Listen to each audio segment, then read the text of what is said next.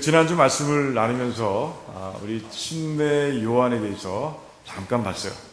오늘 마지막 두 번째 시간인데, 지난주에 제가 침례 요한이 이 땅에 행해야 할 소명이 두 가지 있다라고 제가 말씀드린 적이 있습니다. 그 소명이 뭔지 아세요? 한 가지는 예수 그리스도를, 이제 곧 공생애를 시작하실 예수 그리스도를 이제 백성들에게 소개하는 것. 그거 한 가지고요. 두 번째는요. 그 예수 그리스도께서 그들의 마음 가운데 찾아오시도록 그의 길을 준비하는 것, 그들을 예비시키는 것. 이게 바로 침례 요한이 이 땅에서 감당해야 할 두 가지 소명이었어요. 그 가운데 지난 시간에는 그 소명에 대해서 다루질 않고 그 소명을 어떤 자세로 감당했느냐라는 걸 가지고 우리가 말씀을 나눴습니다. 여러분들 기억나세요? 어떤 자세로 우리 침례 요한이 그 사명을 감당했는지? 첫 번째, 그는 헌신했다고 되어 있습니다. 헌신했다. 그는 자기 자신을 다 들여서 그 소명을 이루기 위해서 노력했다라고 우리가 보았습니다. 두 번째, 영어로 제가 말씀드렸는데 sense of urgency, 긴박한 마음을 가지고 이 소명을 감당했다라고 말씀을 드렸습니다. 그런 가운데 우리 소명, 우리가 지금 소명을 가지고 교회를 시작하고 있는데 우리는 어떤 모습으로 정말 그 소명을 감당하고 있는가 한번 살펴보는 시간 됐고요. 그리고 회개하고 결단하는 시간까지 우리가 그때 가졌던 것을 우리가 기억합니다. 자, 오늘은 이제 그 침례 요한의 메시지에 담겨있는, 그 광야에서 선포한 그 메시지에 담겨있는 그 진리를 우리가 하나하나 캐내는 가운데 이제 은혜를 나누는 시간을 갖고자 합니다. 자, 침례 요한이 광야에서 선포한 메시지는 무엇입니까? 그 중심 메시지. 뭐라고 할 수 있어요? 그렇습니다. 그거예요. 다른 건 다 그거에 대한 설명입니다. 회개하라! 천국이 가까웠느니라! 라고 그가 광야에서 선포했어요. 그러니까 그 메시지는 몇 가지의 내용으로 구성되어 있습니까? 이렇게 물어보시면 또 대답을 안 하시더라고요. 못 하시는 것인지 안 하시는 것인지. 두 가지로 구성되어 있잖아요. 그죠? 회개하라 하나 하고 천국에 가까웠느니라 이 하나, 이 두 가지 내용으로 구성되어 있는 것을 보게 됩니다. 오늘은요, 이 두 가지 내용을 하나하나 살펴보는 가운데 우리가 이 메시지 속에서 정말 취해야 할 진리가 뭔가라는 것을 하나하나 발견하고 그리고 은혜를 나누는 시간 갖도록 하겠습니다. 자, 먼저 뭐라고요? 첫 번째 내용이 뭐라고요? 회개하라. 여러분들 이 회개하라, 이 회개라는 단어는요, 아마 신앙생활 하시면서 거의 아마 매일매일 들어보셨는지 모르겠어요. 거의 매일 들으셨죠? 회개의 뜻이 무엇입니까? 맞습니다. 다 하지 못하셨는데 하나님께 내 죄를 자백한 후에는 그 죄에서 돌이켜 이제 하나님께서 원하시는 대로 달려가는 삶, 그것이 바로 회개입니다. 여러분 다 그렇게 대답하셨죠? 네. 그런데 오늘 침례 요한은요, 그 회개의 의미를 다른 각도에서 설명하고 있는 것을 봅니다. 오늘 3절에 보니까 이사야 40장 3절의 말씀을 통해서 그 회개라는 것은 이렇게 해석할 수 있다, 이렇게 설명할 수 있다라고 침례 요한은 얘기하고 있는 것이에요. 뭐라고 얘기하고 있습니까? 주의 길을 예비하라, 그의 첩경을 평탄케 하라 라고 얘기하고 있습니다. 이것과 연결지어서 너희들의 회개를 봐야 된다는 것이에요. 자, 그래서 주는 누굽니까? 예수 그리스도예요. 이 땅에 메시아로 오신 예수 그리스도입니다. 그런데 회개라는 것은 무엇이라고요? 그 길을 예비하는 것, 주의 길을 평탄케 하는 것이라고 이제 침례 요한은 얘기하고 있는 거죠. 메시아께서 정말 신비한 방법을 통해서 이 땅에 길을 내시고 오신 것처럼 이제 너희들도 그 메시아가 너희들의 영혼 가운데로 들어와 이제 좌정하시도록 너희들의 길을 준비한다는 것이에요. 하나님께서 신비한 길을 오셨듯이 너희들도 회개를 통해서 길을 예비하고 길을 평탄케 하는 작업을 해야 된다라고 이렇게 얘기하고 있는 것이에요. 그러니까 첫 번째 메시지는 그의 어떤 사명과 관계가 됩니까? 그래요. 그 백성들의 길을 예비하는 것. 그들이 주 예수 그리스도를 믿고 영접할 수 있도록 길을 예비하는 그 자신의 소명을 감당하는 데 첫 번째 사용한 그런 메시지라는 것을 우리가 알게 되는 것이에요. 그런데 이 내용을 좀 더 자세히 보기 위해서는요, 이 똑같은 내용을 다루고 있는 누가복음을 한번 우리가 봐야 됩니다. 누가복음 3장에도요, 침례 요한의 얘기가 나옵니다. 이제 침례 요한에게 나온 사람들이 묻습니다. 우리가 무엇을 하면 되겠습니까? 주의 길을 예비해야 된다고 하셨고 주의 길을 평탄케 해야 된다고 말씀하셨는데 과연 우리가 무엇을 하면 되겠습니까? 라고 침례 요한에게 사람들이 묻는 장면이 나옵니다. 침례 요한이 뭐라고 그러는지 아세요? 너희들에게 옷이 두 벌 있느냐? 그 여벌의 옷을 나눠주라. 너희에게 넉넉히 양식이 있느냐? 그 넉넉한 양식을 그렇지 않은 사람들에게 나눠주라. 라고 그렇게 얘기하고 있습니다. 세리들도 와서 물어봅니다. 우리는 어떻게 하면 되겠습니까? 라고 했더니 침례 요한이 뭐라고 합니까? 정한 세 외에는 받지 말라. 라고 얘기하고 있습니다. 군병들도 와서 물어봅니다. 군병들이 얘기합니다. 너희들이 가지고 있는 알량한 그 권력, 그 힘을 사용해서 사람들에게 돈을 뺏지 말라라고 얘기하고 있습니다. 자, 이 세 가지 이 사건을 통해서 이 세 가지 이 가르침을 통해서 우리는 공통적인 것을 발견하게 됩니다. 그럼 어떤 공통점을 발견하게 됩니까? 돈. 사람들이 엑스트라 머니를 쌓아두기 위해서, 엑스트라 재물을 쌓아두기 위해서 사람들이 노력하는 그런 모습을 우리가 발견하게 되는 것이에요.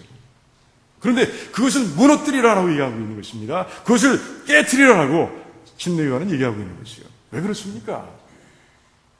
그들이 재물의 벽을 쌓아갑니다. 그것이 마치 자기를 지켜줄 것처럼. 그런 가운데 재물을 쌓아두고 이제 그것에 기대고 그것에 의지해서 살아가는 세상 사람들의 모습을 분명하게 보여주고 있는 것이에요. 그런 가운데 어떻게 됩니까? 점점 그들의 눈이 가려지기 시작하는 거예요. 뭘 보는데? 하나님을 보는 눈이 가려지기 시작하는 거예요. 하나님을 의지하는 마음들이 점점 없어지고 맙니다. 왜? 재물이 있으면 돼. 그 재물에 의지하고 내가 살아가면 돼. 그런 믿음 때문에, 그런 잘못된 신앙 때문에 그들은 재물의 벽을 쌓아두고 거기에 기대고 의지하며 살아온 그들의 모습이라는 거예요. 그런데 이제 침례 요한은 얘기합니다. 이제 남은 것이 있느냐? 너희들이 쓸 것을 제외하고 남은 것이 있느냐? 다 흩어서 나눠주라라고 얘기하고 있는 것이에요. 그러면 뭐가 보인다고요? 그럼 하나님이 보인다라고 얘기하는 것이에요. 이 땅에 무슨 메시아가 보일 것이고 그분이 바로 내 삶을 통째로 들여서 믿고 의지할 분이라는 것이 보이게 될 것이라고 침례 요한은 분명하게 얘기하고 있는 것이에요. 그것이 바로 길을 예비하는 것이고 주의 길을 예비하는 것이고 그것이 바로 주의 길을 평탄케 하시는 것이라고 그들은 그 침례 요한은 주장하고 선포하고 그리고 증거하고 있는 것이에요. 오늘 본문에 보면요, 이제 누가 나옵니까? 바리새인들과 서기관들이 나오고 있는 모습을 보게 됩니다. 바리새인들과 서기관들은요, 물어보지도 않았어요. 그런데 그들에게 뭐라고 얘기합니까? 너희들이 아브라함이 너의 조상이라고 뻐기고 있느냐? 까불지 말라는 것이에요. 이 돌들로도 아브라함의 자손을 만들 수 있는 분이 바로 하나님이시다 라고 강하게 선포하고 있는 모습을 보게 됩니다. 이건요, 굉장한 선포입니다. 이건 굉장히 그 유대의 종교 지도자들의 마음을 후벼 파는 그런 아픈 그런 질책인 것이에요. 그들에게는요, 아브라함이 그 믿음의 조상 이전에 큰 영웅이고요. 그들에게는 구원자인 것이에요. 그 아브라함이 독자 이삭을 바침으로 인해서 하나님께서 이제 최종적으로 확인해 주신 그리고 부어주신 그 축복이 그냥 고스란히 그 후손들에게 넘어왔고 그래서 자기들이 그 축복을 누리며 살아간다고 믿는 자들이 바로 유대인들이었고 특별히 유대인의 종교 지도자들이었어요. 바리새인과 서기관들이었습니다. 그런데 그 자신의 신앙 중심에 있고 자신의 삶 중앙에 있는 그 아브라함을 빼내라고, 그리고 이제 침례 요한이 질타하고 있는 것이에요. 그런 가운데 길가에 구르고 있는 돌멩이마도 못한 존재로 자기들을 막 짓밟고 그리고 그 자부심을 깨고 있는 그런 모습을 보게 되는 것이에요. 아브라함이 그들에게 얼마나 큰 존재였는지, 얼마나 중요한 존재였는지는 그 당시, 아니 그 이전의 기록들을 살펴보면 잘 나와 있어요. 하나님께서는요, 이제 아브라함의 자손들에게 쓰고도 남을 그런 축복을 부어주었다고 그렇게 믿고 있습니다. 이 땅을 살아가면서 자기가 아무리 못났어도 그 아브라함을 축복하신 하나님, 그리고 아브라함의 후손들을 축복하시는 하나님 때문에 자기들은 언제든지 성공할 수 있다고 믿고 살아가는 사람들이 바로 아브라함의 후손들, 바리새인과 사두개인들, 그리고 유대인들이었어요. 그런데 그것을 짓밟은 거예요. 그들은 아브라함이요, 그 지옥의 문 앞에 앉아 있다고 그렇게 믿고 있습니다. 왜 그렇습니까? 혹시라도 잘못해서 지옥 문으로 온 그 아브라함의 후손들, 그 유대인들을 이제 돌려보내기 위해서, 낙원으로 돌려보내기 위해서 아브라함이 지옥 문을 지키고 있다라고 그렇게 믿는 사람들이에요. 대단하지 않습니까? 그러니까 아브라함이 그들의 신앙의 중심에 있는 거예요. 자, 그렇게 아브라함의 성을 쌓다 보니 무엇이 보이지 않습니까? 하나님이 보이질 않는 거예요. 아브라함을 의지하고 아브라함이 구원의 중심에 있다고 생각하니까 하나님이 보이질 않는 거예요. 똑같은 얘기입니다. 그 세리들과 군병들과 그 묻는 사람들에게 회개하라고 했던 그 내용, 그 종류와 똑같은 것을 이제 침례 요한은 그 사두개인들과 바리새인들에게 요구하고 있는 것이에요.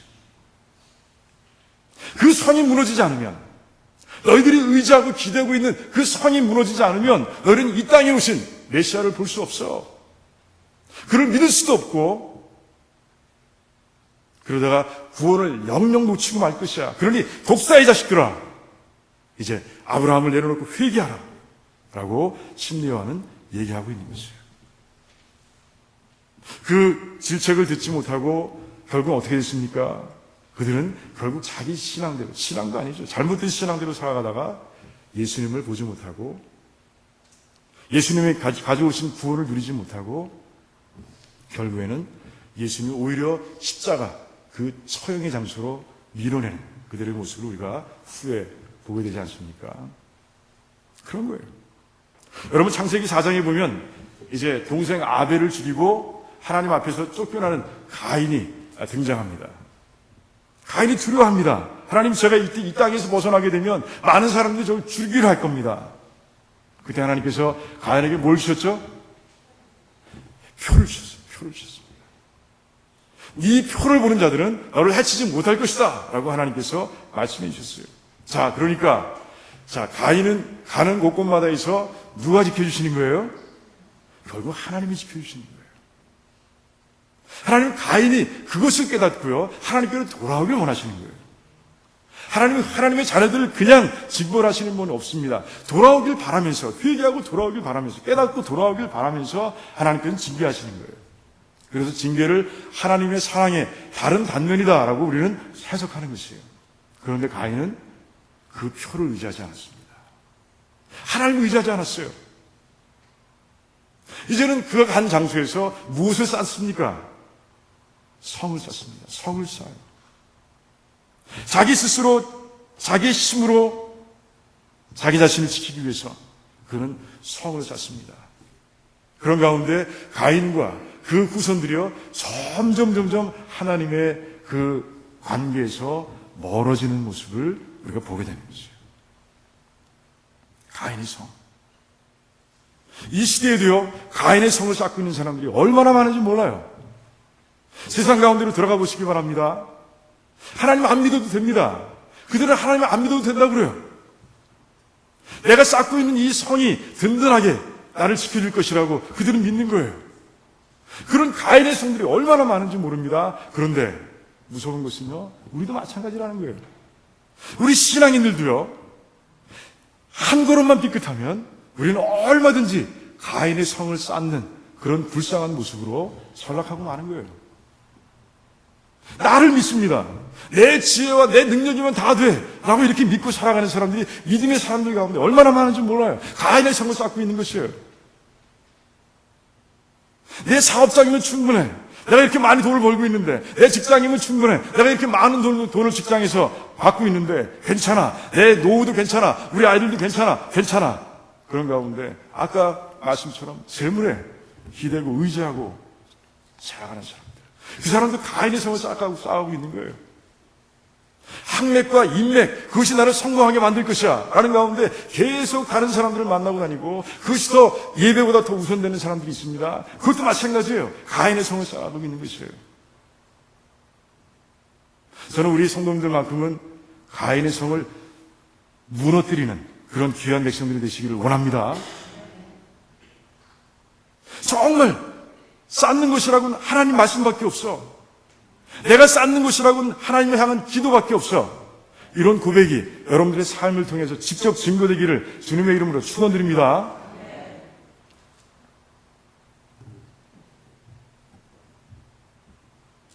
마태복음 5장에서 이제 보겠지만 첫 번째 복이 뭔지 아세요? 첫 번째 복을 누리는 사람이 누구예요? 심령이 가난한 자들이에요. 심령이 가난한 자들. 이 심령이 가난한 자의 뜻이 무엇입니까? 하나님만 의지하는 자라는 거죠. 세상에 대해서는 절대 빈곤입니다. 그래서 하나님만 의지하고 붙드는 삶의 모습을 얘기합니다. 그들에게 주신 축복이 뭐예요? 천국이 너희 것이 될 것이라 라고 말씀해 주십니다. 저는 정말 하나님의 성, 그 말씀의 성과 기도의 성만 쌓는 가운데 정말 천국을 매 순간 여러분의 것으로 누리는 그런 귀한 축복된 백성들이 되시기를 정말 주님의 이름으로 축원드립니다. 자, 두 번째 메시지가 뭐라고요? 천국이 가까웠다라고 외치고 있습니다. 자, 천국이 가까웠다. 이건 좀 우리가 알고 있는 복음의 내용을 좀 대입시켜야 해석이 됩니다.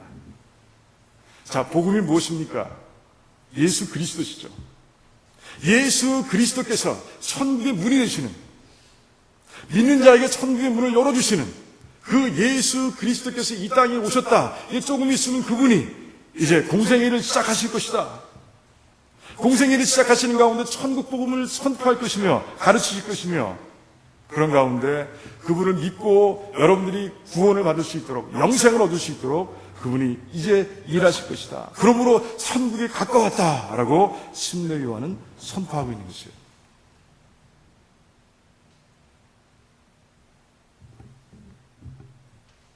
우리는 말씀을 보는 가운데 참 이 말씀이 얼마나 귀한 것인지 잘 압니다.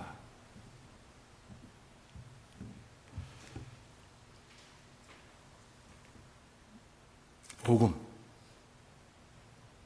이제 신뢰 요한은요, 이 메시지를 11절에서 조금 더 확장해서 설명하고 있는 모습을 봅니다.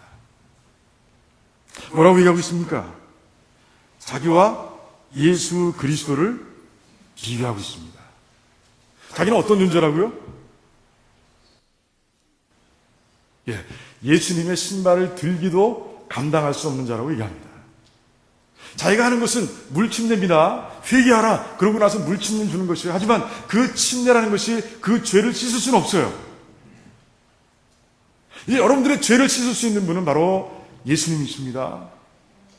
여러분들의 죄를 씻으시고 여러분들을 천국으로 들여보내실 분은 바로 예수님이십니다 라고 얘기하고 있는 것이에요. 그런 가운데 자기가 얼마나 부족한 존재인지, 얼마나 나약한 존재인지를 이제 이 11절에서 기록하고 있는 것이에요. 그런 가운데 예수님께서 이 땅에서 이루실 사역을 이제 몇 가지 단어를 통해서 표현하고 있는 것을 보게 됩니다. 뭐라고요? 성령과 불로 침례를 주실 분이라 라고 얘기하고 있습니다. 성령과 불로 침례를 준다. 이게 무슨 말인가? 여러분이 이 말씀을 잘 알아야 됩니다.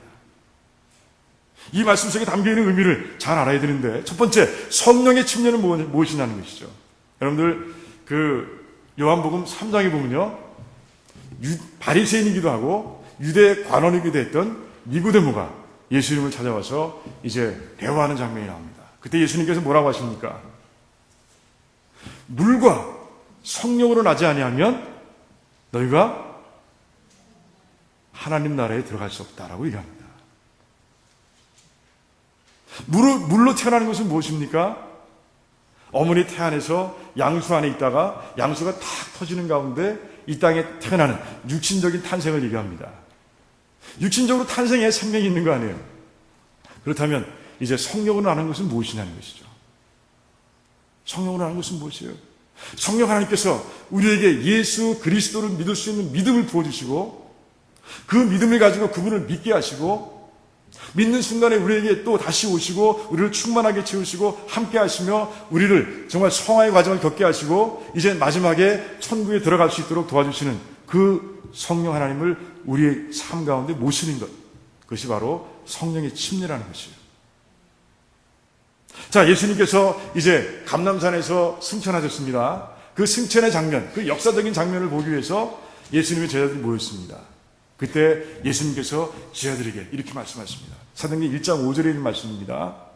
요한은 물론 너희들에게 침례를 주었지만 몇 날이 지나면 너희들은 성령의 침례를 받을 것이다 라고 주님께서 말씀하셨어요. 그러면 제자들에게 얘기합니다. 예루살렘 떠나지 말라. 이 성령의 침례를 받기 전에 예루살렘을 떠나지 말고 기다리라 라고 말씀하십니다. 그런 가운데 언제 그 일이 일어나죠? 오순절날 120명의 약 120명 정도의 문도들이 모여서 제자들이 모여서 기도하는 가운데 성령의 침례가 일어나는 모습을 보게 되는 거죠. 그런 가운데 그들의 삶이 완전히 새로운 피조물로 바뀌고요. 그런 가운데 예수 그리스도라는 그 복음을 전하기 위해서 정말 물불 가리지 않고 생명을 걸고 달려가는 그런 백성들의 모습을 우리가 보게 되는 거죠. 그것이 바로 성령 침례입니다. 예수 그리스도를 믿는 가운데 이제 오신 성령님을 통해서 이제 구원받고 또 구원을 이뤄가고 구원을 완성해가는 그런 모습, 그것이 바로 성령 침례라고 얘기하고 있는 거죠. 성령 침례를 받은 자들을 뭐라고 얘기하고 있습니까? 12절에서 알곡이라고 얘기합니다. 알곡. 이제 하나님께서 거두어서 천국 곳간에 놓으실 그 알곡이라고 얘기하고 있습니다. 여러분 예수 그리스도를 여러분의 구주로 믿으십니까? 여러분이 알고 계신 거예요. 믿으시기 바랍니다. 그래서 이제 성령 침례를 받지 못한 자들이 나가서 이 귀한 소식을 전해야 돼요. 자, 그렇다면 불의 침례는 무엇입니까? 불의 침례. 자, 12절에 키가 있습니다. 자, 무엇은 뭐에 태우신다고요? 쭉정이는 꺼지지 않는 불에 태우시리라 라고 말씀하세요. 그러니까 11절의 그 성령과 불의 침례를 12절에서 침례 요한은 설명하고 있는 거예요. 마지막 때 있을 심판을 얘기합니다. 불의 심판을 얘기합니다. 여러분 요한계시록 20장 14절과 15절에 보면 그렇게 나와 있습니다. 생명책에 기록되지 않은 모든 자들은 불못에 던지우리라 라고 하나님께서 분명하게 기록하고 있습니다. 근데 그 불의 침례는 뭐라고 했습니까? 잠기는 것이라고 했어요. 잠기는 것을 얘기합니다.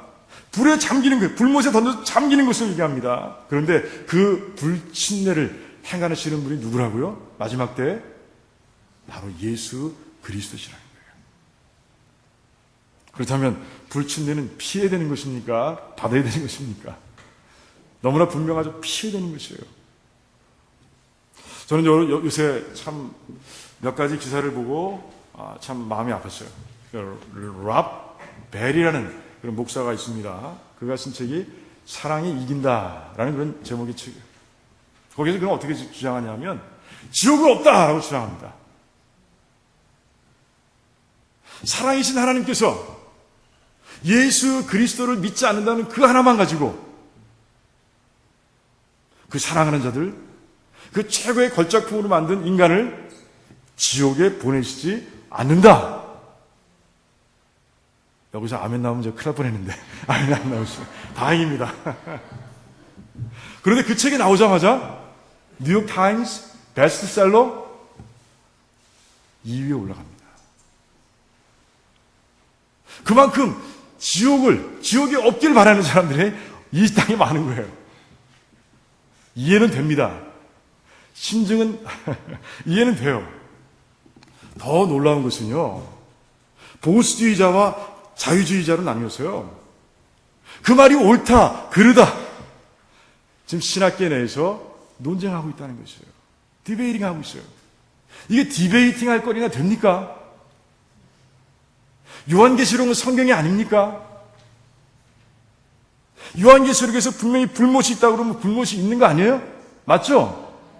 있는 거예요. 있습니다. 그럼에도 불구하고 지옥은 없다라고 얘기하고 있고 많은 사람들이 그것에 동조하고 그것이 그렇게 되길 원하고 바라고 그런 시대를 우리가 살고 있는 거예요. 얼마나 어려운 시대를 살고 있는가, 얼마나 유혹이 큰 시대를 우리가 살고 있는가 하는 것을 다시 한번 깨닫게 되는 거죠. 우리는 흔들리지 않기 위해서는 무엇에 서야 합니까? 말씀, 이 진리 위에 서야 되는 거예요. 이 말씀만 있는 대로 믿으면 되는 거예요. 여러분들, 지옥은 분명히 있습니다. 불침례는 마지막 때에 분명히 있습니다.